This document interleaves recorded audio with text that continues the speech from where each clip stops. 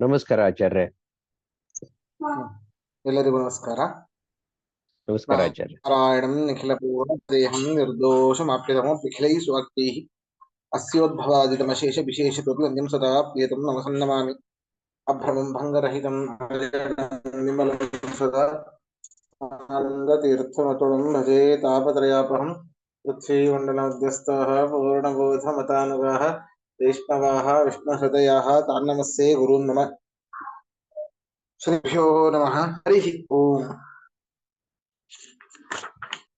26ನೇ ಶ್ಲೋಕದ ಅರ್ಥ ಆಗಬೇಕಾ?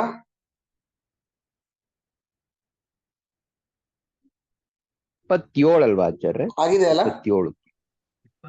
27 ಹೇಳಿದ್ರಿ, ಆಗಬೇಕು ಹೇಳಿದ್ರಿ. ಇನ್ನೊಂದ್ಸತಿ ಹೇಳ್ಬಿಟ್ಟು ನಾ ಹೇಳ್ತೀನಿ ಆಮೇಲೆ ಅಂತ ಹೇಳಿದ್ರಿ. ಅನ್ವಯ ಹೌದು ಹೌದು ಹೌದು ಆಚಾರ್ಯ. ಹೌದಾ?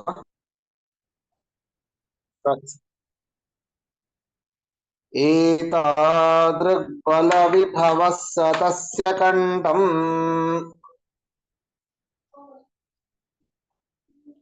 ತಜ್ಜೇಷ್ಠೋ ಯಭಿತ ಉಪುತಮಂ ಗೃಹೀತ್ವಾ ನಿಷ್ಪೇಷ್ಟುಂ ಪರಮಮವಾಪತುಃ ಪ್ರಯತ್ನಂ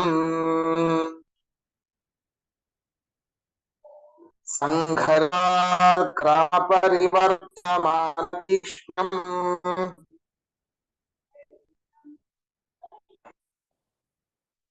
ನೋಡಿ,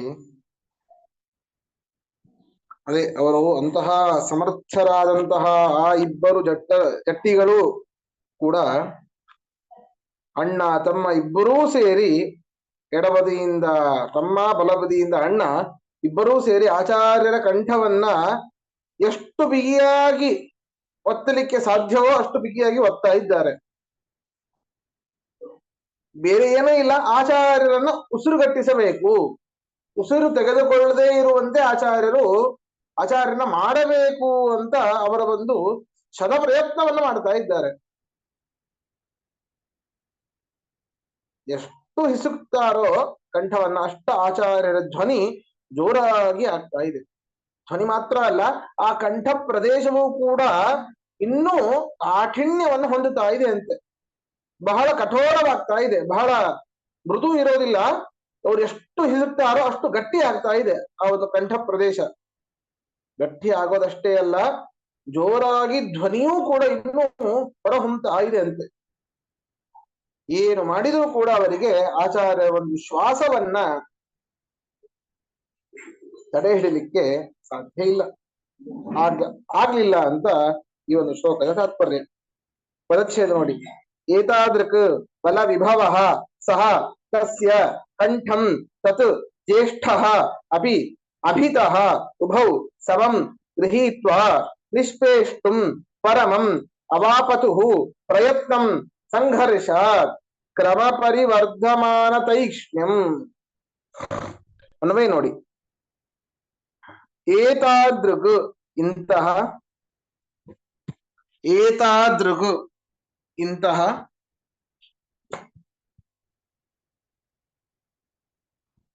ಏತಾದೃಗ್ ಇಂತಹ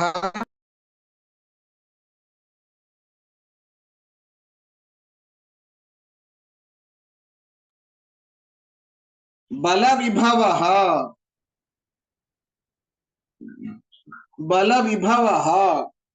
ದೇಹ ಸಾಮರ್ಥ್ಯ ಸಂಪತ್ತುಳ್ಳ, ದೇಹ ಸಾಮರ್ಥ್ಯವೆಂಬ ಸಂಪತ್ತುಳ್ಳ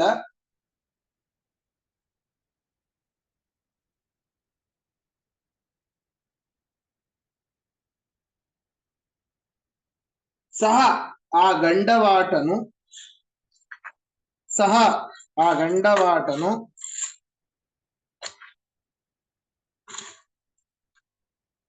ಅವನ ಹೆಸರು ಬೇರೆ ಇದೆ, ಇಲ್ಲಿ ಉಲ್ಲೇಖ ಇಲ್ಲ, ಅವನ ಸರ್ನೇಮ್ ಇದು. ಬರಬೇಕು, ದೇಶಪಾಂಡೆ ಅವರೇ ಬರಬೇಕು ಅಂತ ಹೇಗೆ ಕರಿತೀವೋ ಹಾಗೆ ಗಂಡವಾಟ ಅಂತ ಅವನ ಸರ್ನೇಮು. ಸಹ ಆ ಗಂಡವಾಟನು ತಜ್ಜೇಷ್ಠಃ ಅಪಿ ಉಭೌ ತಜ್ಜೇಷ್ಠಃ ಅಪಿ ಉಭೌ ಅವನ ಅಣ್ಣನೂ ಇಬ್ಬರು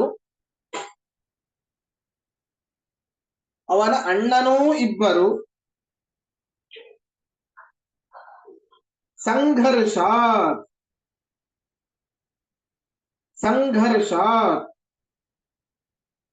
ಕೈಗಳಿಂದ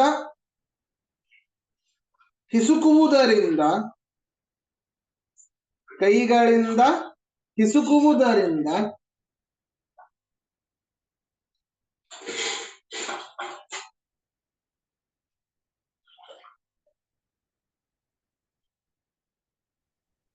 ಕ್ರಮ ಪರಿವರ್ಧಮಾನ ತೈಕ್ಷ್ಣ್ಯಂ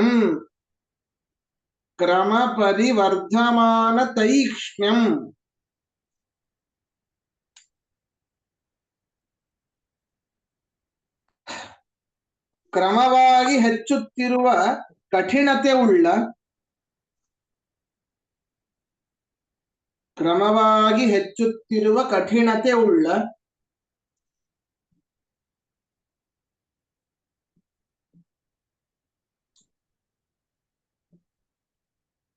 ತಸ್ಯ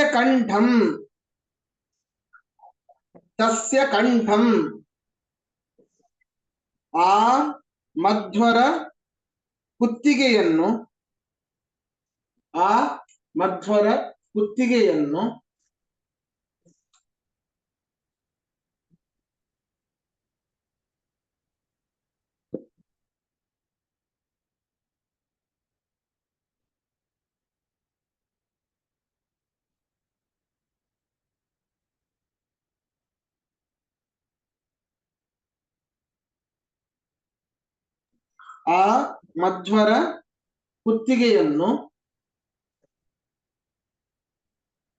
ಅಭಿತಃ ಸುತ್ತಲೂ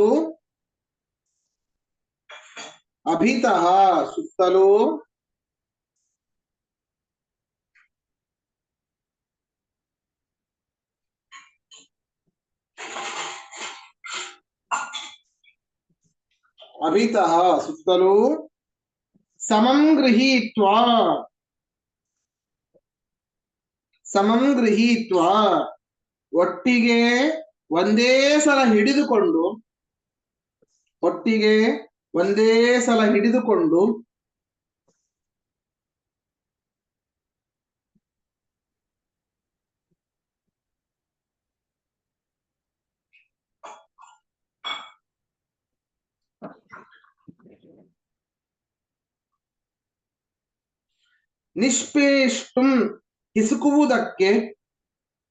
ನಿಷ್ಪೇಷ್ಟುಂ ಹಿಸುಕುವುದಕ್ಕೆ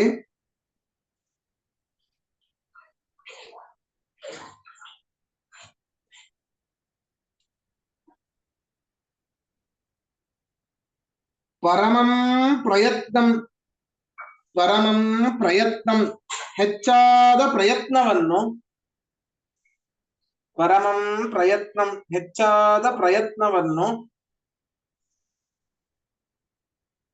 ಅವಾಪತುಹು ಮಾಡಿದರು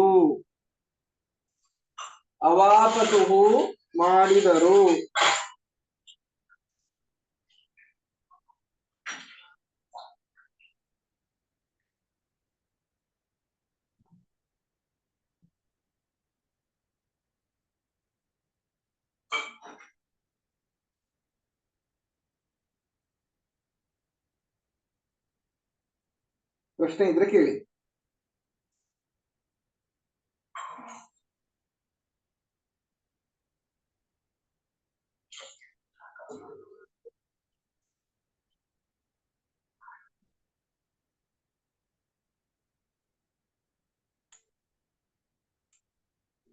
ಪ್ರಶ್ನೆ ಇಲ್ವಾ? ಮುಂದೆ ಹೋಗ್ಲಾ?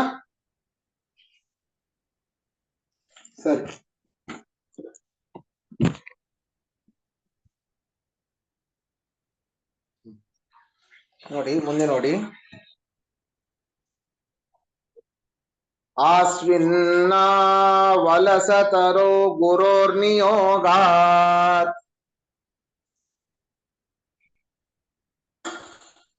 ಛತ್ರಾಗ್ರ್ಯಾನಿಲಮಹಿತೌ ಚ ತಾವುಭಾಭ್ಯಾಂ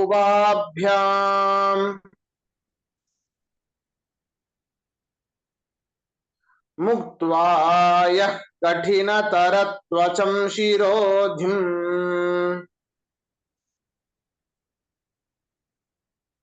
ಪರ್ಯಾಯ ಸ್ಫುಟಮವಚಾಂ ಪರ್ಯಾಯ ಸ್ಫುಟವಚನಾಂ ನಿಪೇತತು ಕೌ. ಆಚಾರ್ಯರು ಅವರು ಒತ್ತಾ ಇದ್ದಾರಂತೆ, ಆಚಾರ್ಯರ ಕುತ್ತಿಗೆ ಎಡ ಬಿಡದೆ ಒತ್ತಾ ಇದ್ದಾರೆ. ಆಚಾರ್ಯರು ಹೇಳ್ತಾ ಇದ್ದಾರೆ ಇನ್ನೂ ಒತ್ತಿ ಅಂತ ಜೋರಾಗಿ. ನೋಡಿ, ಅಷ್ಟು ಜೋರಾಗಿ ಒತ್ತಿದ್ರು ಇನ್ನೂ ಒತ್ತಿ ಅಂತ ಹೇಳೋದು ಉಸಿರು ನೋಡಿ ಹೇಗೆ ಬರ್ತಾ ಇದೆ. ಇಡೀ ಜಗತ್ತಿಗೆ ಶ್ವಾಸವನ್ನ ಕೊಡುವಂತಹ ಆಚಾರ್ಯ, ಇದು ಯಾವ ಲೆಕ್ಕ? ಒಂದು ಸತಿ ಮನಸ್ಸು ಮಾಡಿದ್ರೆ ಆ ಜಟ್ಟಿಗಳ ಉಸಿರನ್ನೇ ನಿಲ್ಲಿಸಿಬಿಡುವಂತ ಶಕ್ತಿ ಆಚಾರ್ಯನಿಗಿದೆ. ಯಾವ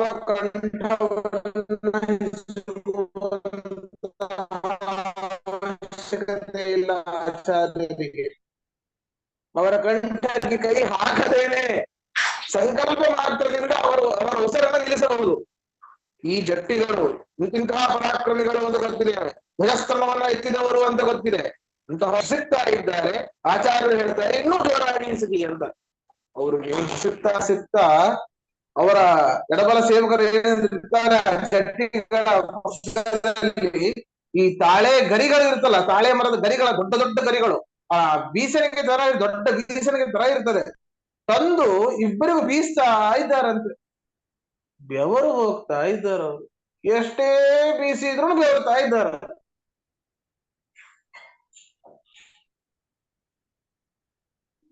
ಆ ಕಬ್ಬಿಣದಂತೆ ಗಟ್ಟಿಯಾಗಿ, ವಾಸ್ತವಕ್ಕಿಂತ ಕಬ್ಬಿಣಕ್ಕಿಂತ ಗಟ್ಟಿಯಾಗಿ ಇರುವಂತಹ ಆಚಾರ್ಯರ ಕುತ್ತಿಗೆಯನ್ನ ಇಸುಕುವಾಗ ಅವರಿಬ್ಬರು ಬಹಳ ಆಯಾಸವಾಯಿತು.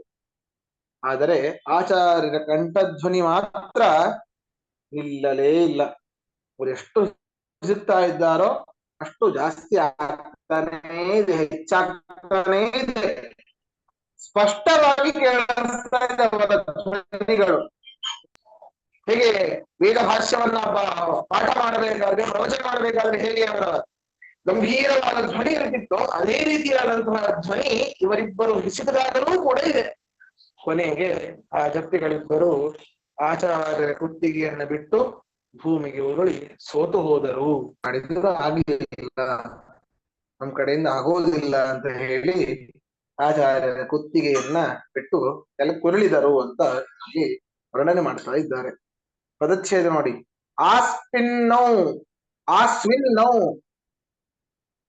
ಅಲಸತರೌ ಗುರೋಹೋ ನಿಯೋಗಾತ್ ಛತ್ರಾಗ್ರ್ಯ ನಿಲಮಹಿತೌ ಚ ತೌ ಉಭಾಭ್ಯಾಂ ಮುಕ್ತ್ವಾ ಅಯ ಕಠಿನತರತ್ವಚಂ ಶಿರೋಧಿಂ ಪರ್ಯಾಯ ಸ್ಫುಟವಚನಾಂ ನಿಪೇತತುಃ ಕೌ. ಅನ್ವಯ ನೋಡಿ. ಆಸ್ವಿನ್ನೌ ಚೆನ್ನಾಗಿ ಬೆವರಿದ,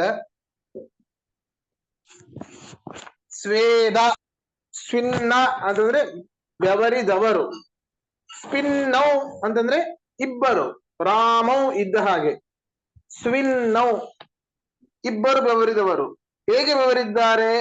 ಆಸ್ವಿನ್ನೌ ಬೇಕಾದಷ್ಟು ಬೆವರಿದ್ದಾರೆ, ಚೆನ್ನಾಗಿ ಬೆವರಿದ.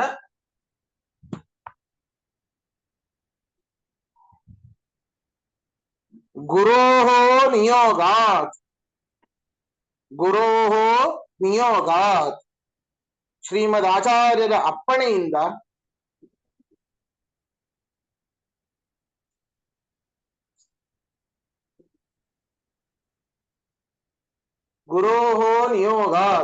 ಆಚಾರ್ಯರ ಅಪ್ಪಣೆಯಿಂದ ಉಭಾಭ್ಯಾಂ ಇಬ್ಬರೂ ಶಿಷ್ಯರಿಂದ, ಉಭಾಭ್ಯಾಂ ಇಬ್ಬರು ಶಿಷ್ಯರಿಂದ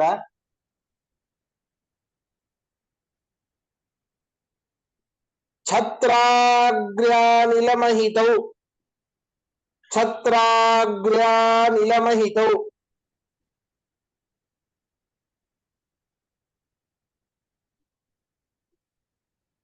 ಶ್ರೇಷ್ಠವಾದ ಬೀಸಣಿಗೆಯ ಗಾಳಿಯಿಂದ ಸೇವಿಸಲ್ಪಟ್ಟ ಶ್ರೇಷ್ಠವಾದ ಬೀಸಣಿಗೆಯ ಗಾಳಿಯಿಂದ ಸೇವಿಸಲ್ಪಟ್ಟ ಇದರಲ್ಲಿ ಇಲ್ಲ ತಾಳೆ ಗರಿಯನ್ನೇ ಅಲ್ಲಿ ತಾಳೆ ಮರದ ಒಂದು ಗರಿಯನ್ನೇ ಆ ಒಂದು ಪರ್ಣವನ್ನೇ ತೆಗೆದುಕೊಂಡು ಬೀಸ್ತಾ ಇದ್ರು ಅಂತ ಈ ಶ್ಲೋಕದಲ್ಲಿ ಇಲ್ಲ.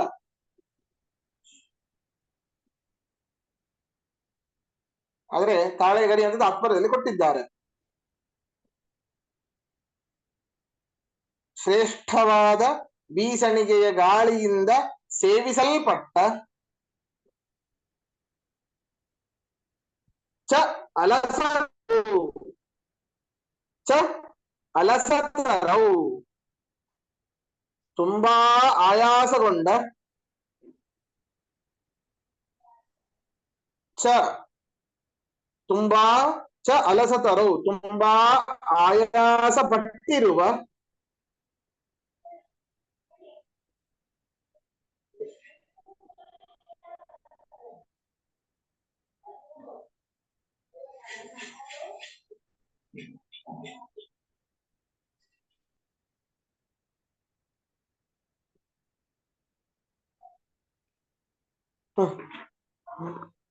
ತುಂಬಾ ಆಯಾಸ ಪಟ್ಟಿರುವ ತೌ ಆ ಗಂಡವಾಟ ಸಹೋದರರು ತೌ ಗಂಡವಾಟ ಸಹೋದರರು ಅಂತ ಬರ್ಕೊಳ್ಳಿ ಸಾಕು.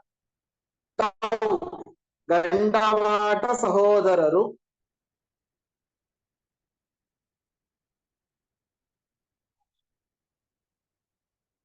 ಅಯಃ ಕಠಿಣ ತರತ್ವಚಂ ಅಯಃ ಕಠಿಣ ತರತ್ವಚಂ ಕಬ್ಬಿಣದಂತೆ ಗಟ್ಟಿಯುಳ್ಳ ಕಬ್ಬಿಣದಂತೆ ಚರ್ಮವುಳ್ಳ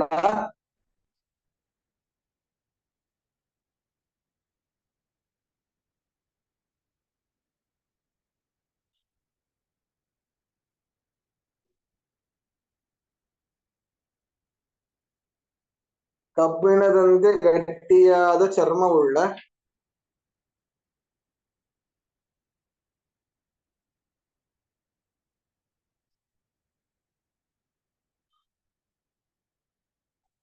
ಪರ್ಯಾಯ ಸ್ಫುಟವಚನಾಂ ಪರ್ಯಾಯ ಸ್ಫುಟವಚನಾಂ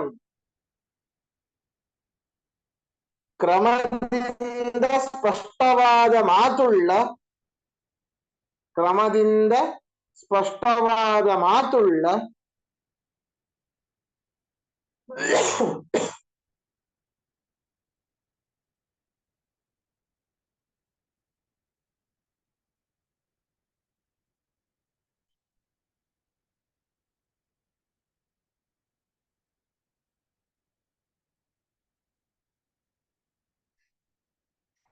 ಶಿರೋಧಿಂ ಕತ್ತನ್ನು ಶಿರೋಧಿಂ ಕುತ್ತಿಗೆಯನ್ನು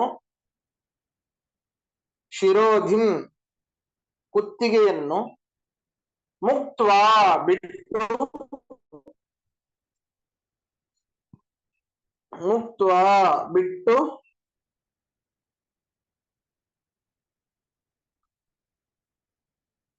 ಕೌ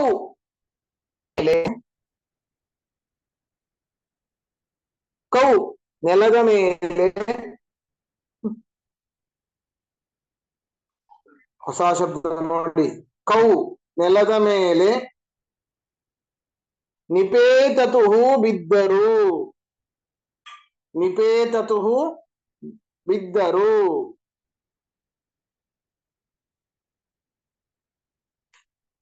ಪ್ರಶ್ನೆಯಿಂದ ಕೇಳಿ.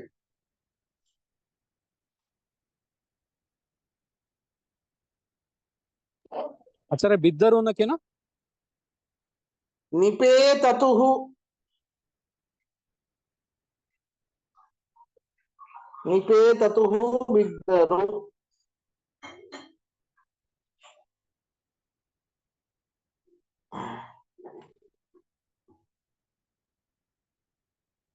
ಪಾಪ ಆಚಾರ್ಯರು ಏನ್ ಮಾಡ್ತಾರೆ ಅವರಿಗೆ ಅಷ್ಟು ಗರ್ವ ಇತ್ತು. ನಮ್ಮಂತಹ ಜಟ್ಟಿಗಳನ್ನ ಸೋಲಿಸ್ಲಿಕ್ಕೆ ಯಾರಿಂದನೂ ಸಾಧ್ಯ ಇಲ್ಲ ಅಂತ. ಒಬ್ಬೊಬ್ಬರೇ ಇಂತಹ ಅಹಂಕಾರ.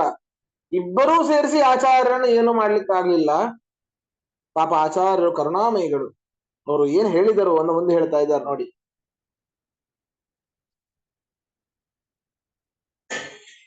ಆಶ್ವಸ್ತೋ ಶುಚಿಹೃದಿಮಾವನೂನಮಾನ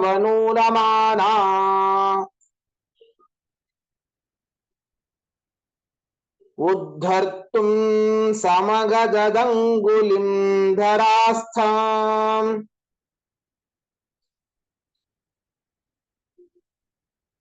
ಸಂಗೃಹ್ಯ ಪ್ರಸಭರಸಾದ ಪಿಪ್ರಯತ್ತೌ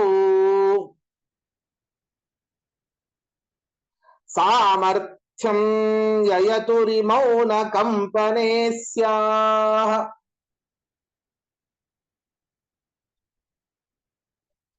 ಆಚಾರ್ಯರು ಬಹಳ ಕರುಣೆಯಿಂದ ಅವರು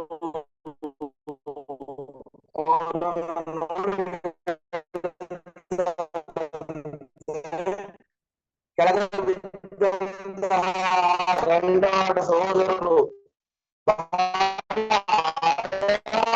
ಆಚಾರ್ಯ ಏನು ಕೇಳಿಸ್ತಾ ಇಲ್ಲ, ಏನು ಕೇಳಿಸ್ತಾ ಇಲ್ಲ. ಕೊಂಡಿರ್ತಾರೆ. ಆಚಾರ್ಯ ಡಿಸ್ಟರ್ಬೆನ್ಸ್ ತುಂಬಾ ಇದೆ. ಸ್ವಲ್ಪ ನೀರೋ ಮಜ್ಜಿಗೆನೋ. ಇವಾಗ ಓಕೆನಾ? ಹಾ, ಈಗ ಓಕೆ ಆಚಾರ್ಯ.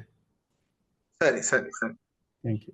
ಹಾ, ಆಚಾರ್ಯರು ಆ ಸೋತು ಸುಣ್ಣಾದ ಆ ಸಹೋದರಿಗೆ ಹೇಳ್ತಾರಂತೆ, ಸ್ವಲ್ಪ ನೀವು ಆಯಾಸ ವಿಶ್ರಾಂತಿ ಪಡೀರಿ ಅಂತ. ಆಯಾಸ ಆಗಿದೆ, ಸ್ವಲ್ಪ ವಿಶ್ರಾಂತಿ ಪಡೀರಿ ಅಂತ. ಸ್ವಲ್ಪ ನೀರೋ ಮಜ್ಜಿಗೆನೋ ಪಾನಕನೋ ಕುಡಿದು ಸ್ವಲ್ಪ ರೆಸ್ಟ್ ತಗೊಳ್ತಾರಂತೆ. ಟೈಮ್ ಔಟ್, ಈ ಕ್ರಿಕೆಟ್ ಅಲ್ಲೂ ಕೊಡ್ತಾರೆ ಟೈಮ್ ಔಟ್ ಅಂತ. ಹಂಗೆ ಸ್ವಲ್ಪ ಆಮೇಲೆ ಎನರ್ಜಿ ಡ್ರಿಂಕ್ ಏನೋ ತಗೊಂಡ್ರಂತೆ. ಆಮೇಲೆ ಪಾಪ ಆಚಾರ್ಯರು, ಆದ್ರೆ ಅವರಿಗಿನ್ನ ಗರ್ವ ಕಡಿಮೆ ಆಗ್ಲಿಲ್ಲವಂತೆ. ಆದ್ರೆ ಏನೋ ಮಾಡ್ಬೇಕಲ್ಲ ಆಚಾರ್ಯರಿಗೆ ಅಂತ ಸ್ವಲ್ಪ ಮನಸ್ಸಲ್ಲಿ ಇತ್ತು. ಮನೋಭಿಮಾನಿಗಳ ಮನಸ್ಸನ್ನೇ ತಮ್ಮ ಹಿಡಿತದಲ್ಲಿ ಇಟ್ಟುಕೊಂಡಂತಹ ಆಚಾರ್ಯರಿಗೆ ಅವರ ಮನಸ್ಸಿನಲ್ಲಿ ಏನಾಯ್ತು ಅಂತ ಗೊತ್ತಾಗೋದಿಲ್ವಾ? ಮನೋಭಿಮಾನಿಗಳಾದ ಗರುಡಶೇಷ ರುದ್ರದೇವರು, ಇವರ ಮನಸ್ಸೇ ಇವರ ಅಧೀನವಾಗಿದೆ.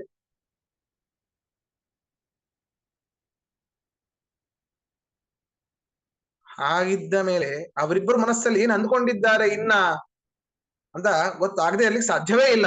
ಗೊತ್ತಾಯ್ತಂತೆ, ಆಯ್ತಪ್ಪ ಆಯ್ತು, ಸರಿ, ನನ್ನ ಕಂಠವನ್ನ ನಿಮಗೇನು ಮಾಡ್ಲಿಕ್ಕಾಗ್ಲಿಲ್ಲ. ಆದರೆ ಆಚಾರ್ಯರು ತಮ್ಮ ಒಂದು ಕೈಯ ಬೆರಳನ್ನ ನೆಲದ ಮೇಲೆ ಊರ್ತಾರಂತೆ. ಏನು, ಒಂದು ಬೆರಳು ನೆಲದ ಮೇಲೆ ಊರ್ತಾರಂತೆ ಆಚಾರ್ಯರು. ಮೇಲಿಟ್ಟು ಈ ಕೈಯನ್ನ ಎತ್ತಿರಿ, ಈ ಬೆರಳನ್ನ ಅಲ್ಲಾಡಿಸಿರಿ, ಭೂಮಿಗೆ ಸ್ಪರ್ಶವಾದ ಈ ಬೆರಳು ಮೇಲೆ ಕೆತ್ತಬೇಕು. ಒಬ್ಬರಲ್ಲ ಇಬ್ಬರೂ ಅಷ್ಟೇ ಪ್ರಯತ್ನ ಮಾಡ್ರಿ ಅಂತ. ಅವ್ರಿಗೇನೋ ಗೊತ್ತಾಗಿದೆ, ಕಂಠಕ್ಕ ಕುದಿಗೆ ಕೈ ಹಾಕಿದ್ರು ಏನು ಮಾಡ್ಲಿಕ್ಕಾಗಿಲ್ಲ, ಇದನ್ನಾದ್ರೂ ಮಾಡೋಣ ಅಂತ. ಬಿದ್ರೂ ಮೀಸೆ ಮಣ್ಣಾಗ್ಲಿಲ್ಲ ಅಂತ ಹೇಳ್ತೀವಲ್ಲ, ಹಾಗೆ ಅದಾದ್ರೂ ಮಾಡ್ಲಿಲ್ಲ, ಇದನ್ನಾದ್ರೂ ಮಾಡಿ ಊರಿನಲ್ಲಿ ಸ್ವಲ್ಪ ಹೆಸರು ಉಳಿಯುತ್ತೆ ಅಂತ. ಇಷ್ಟು ಜಟ್ಟಿಗಳು ಅಂತ ಇದ್ದ ಇಷ್ಟೆಲ್ಲ ಹೆಸರು ಇಟ್ಕೊಂಡು ನಾವು ಓಡಾಡ್ತಾ ಇದ್ದೇವೆ. ಆಚಾರ್ಯರ ಈ ಒಂದು ಬೆರಳೇನ್ ದೊಡ್ಡದು, ಅದ್ರಲ್ಲಿ ಏನಿದೆ ಬಾ ಅಂತ ಹೇಳಿ ಅಣ್ಣ ತಮ್ಮ ಮಾತಾಡ್ಕೊಂಡು ಬಂದು ಎಲ್ಲಾ ಬಲವನ್ನ ಹಾಕಿ ಪ್ರಯತ್ನ ಮಾಡ್ತಾರಂತೆ. ಆ ಬೆರಳನ್ನೂ ಕೂಡ ಅಲ್ಲಾಡಿಸ್ಲಿಕ್ಕೆ ಆಗೋದಿಲ್ಲ. ಒಂದು ಬೆರಳನ್ನ. ಎಷ್ಟು ಅದ್ಭುತ ಆಚಾರ್ಯರ ಒಂದು ಶಕ್ತಿ! ಎಂತಹ ಸಮರ್ಥರು! ಈ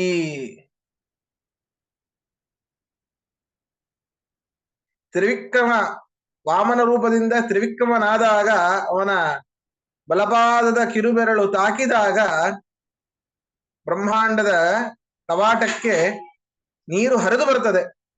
ಇಡೀ ಪೃಥ್ವಿಯೇ ಮುಳುಗಿ ಹೋಗುವಂತಹ ಸ್ಥಿತಿ. ಅವಾಗ ವಾಯುದೇವರೇನೆ ಅನೇಕ ರೂಪಗಳನ್ನ ತೆಗೆದುಕೊಂಡು ಇಡೀ ಬ್ರಹ್ಮಾಂಡವನ್ನ ರಕ್ಷಣೆ ಮಾಡ್ತಾರೆ. ನೀರಿನಲ್ಲಿ ಮುಳುಗದೇ ಇರುವ ಹಾಗೆ ಅಂತಹ ರಭಸವಾಗಿ ಬರುವಂತಹ ಒಂದು ನೀರನ್ನ ವಾಯುದೇವರು ಅಷ್ಟು ರಕ್ಷಣೆ ಮಾಡ್ತಾರೆ. ಪ್ರಳಯ ಕಾಲದಲ್ಲಿ ಇಡೀ ಬ್ರಹ್ಮಾಂಡವನ್ನೇ ಅರ್ಧ ಭಾಗವನ್ನಾಗಿ ಮಾಡಿ, ಅದು ಕೆಳಗಡೆ ಬಂಗಾರದ ಒಂದು ಲೇಪ ಇದೆ, ಮೇಲ್ಗಡೆ ಬೆಳ್ಳಿಯ ಒಂದು ಲೇಪ ಇದೆ ಬ್ರಹ್ಮಾಂಡಕ್ಕೆ. ಎರಡನ್ನೂ ತಾಳ ಹಾಕ್ತೇವಲ್ಲ ನಾವು ಭಜನೆಯಲ್ಲಿ, ಆ ತಾಳದ ರೀತಿಯಿಂದ ಪರಮಾತ್ಮನ ಒಂದು ಭಜನೆಯನ್ನ ಮಾಡ್ತಾ ಇರ್ತಾರಂತೆ ವಾಯುದೇವರು ಪ್ರಳಯ ಕಾಲದಲ್ಲಿ. ಅಂತಹ ಸಮರ್ಥರು. ಬ್ರಹ್ಮಾಂಡವನ್ನೇ ಅರ್ಧವನ್ನಾಗಿ ಮಾಡಿ ಪರಮಾತ್ಮನ ಸಂಕೀರ್ತನೆಯನ್ನ ಆ ಒಂದು ಕಾಲದಲ್ಲಿ, ಆ ಒಂದು ಅದ್ಭುತವಾದ ಪರಮಾತ್ಮನ ಲೀಲೆಯನ್ನ, ಪ್ರಳಯ ಕಾಲವನ್ನ ನೋಡ್ತಾ ಅವನ ಸ್ತೋತ್ರವನ್ನ ಮಾಡ್ತಾ ಬ್ರಹ್ಮಾಂಡವನ್ನ ತಾಳವನ್ನಾಗಿ ಮಾಡಿಕೊಂಡು ಸ್ತೋತ್ರ ಮಾಡ್ತಾ ಇರ್ತಾರಂತೆ. ಅಂತಹ ಸಮರ್ಥರು ವಾಯುದೇವರು. ಆದ್ದರಿಂದ ಅವರನ್ನ ಎತ್ತಲಿಕ್ಕೆ ಸಾಧ್ಯನ? ಇಡೀ ಬ್ರಹ್ಮಾಂಡ ಇರೋದು ಕೂಡ ಹಾಗೆ ಅಲ್ವಾ? ಮೊದಲಿಗೆ ವಿಷ್ಣು ಕೂರ್ಮ, ತದನಂತರ ವಾಯು ಕೂರ್ಮ, ಅದರ ಮೇಲೆ ಶೇಷ, ಅದರ ಮೇಲೆ ಶೇಷನ ಒಂದು ಹೆಡೆಯ ಮೇಲೆ ಸಣ್ಣ ಒಂದು ಸಾಸಿವೆ ಕಾಳಷ್ಟು ಇರುವಂತದ್ದು ಬ್ರಹ್ಮಾಂಡ.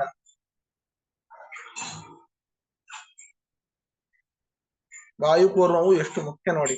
ಅಂತಹ ಶೇಷನನ್ನೇ ಎತ್ತುಕೊಂಡಿದೆ ವಾಯುಕೂರ್ಮ. ಕೊನೆಗೆ ಆಧಾರನಾದವನು ಪರಮಾತ್ಮನೇ, ಅದರಲ್ಲಿ ಎರಡು ಮಾತಿಲ್ಲ. ಆದ್ರೆ ಆಚಾರ್ಯರ ಒಂದು ಲೀಲೆ, ಒಂದು ಬೆರಳನ್ನೂ ಕೂಡ, ಸಣ್ಣ ಬೆರಳನ್ನೂ ಕೂಡ ಸಾಮಾನ್ಯರಲ್ಲ ಆ ಜಟ್ಟಿಗಳಿಂದ ಅಲ್ಲಾಡಿಸ್ಲಿಕ್ಕೆ ಆಗ್ಲಿಲ್ವಲ್ಲ. ಶಿಷ್ಯರು ಕೂಡ ಒದ್ದಾಡಿ ಹೋದ್ರು. 10ನೇ ಸರದಲ್ಲಿ ನೋಡ್ತೇವೆ, ತವಾಂಗ ಮಂಗಾಂಗುಲಯಶ್ಚ ನೊಂಗೆ. ಒಂದೊಂದು ಅಂಗವೂ ಕೂಡ ಏನು ಸೌಮೇರವಂ ಗೌರಮವಾವಹಂತಿ ತವಾಂಗ ಮಂಗಾಂಗುಲಯಶ್ಚ ನೊಂಗೆ.